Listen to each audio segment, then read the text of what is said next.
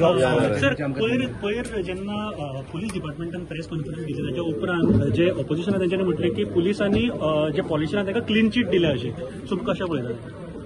एक गजाल म्हाज्या लक्षात येना की हांव ती प्रेस कॉन्फरन्स पळयता हांवें डीजीपी कडेन उलयलें. डीजीपीन खंयसरूच क्लीन चीट हो शब्द वापरूंक ना. परत एकदा रिपीट करता, हेंच्यांनी खंयचो क्लीन चीट शब्द आसलो म्हाका कळना. इन्व्हेस्टिगेशन इज गोईंग ऑन आणि इन्व्हेस्टिगेशन केल्या उपरांत कोणूच सुटचो ना. Police is on right track.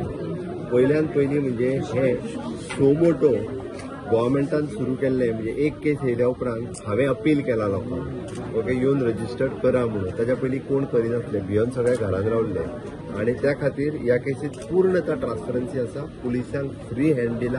तेंच्यांनी जितक्या जाणांक सगळ्यांक कोणाक अरेस्ट करपाचे तेची थॉरो इन्व्हेस्टिगेशन करपाचें. कोणूच सुटचो ना. Politicians investigation is going on. कोणूच सुटचो ना म्हटलें हांवें तुका. त्या खातीर कोण एक सुटचो ना.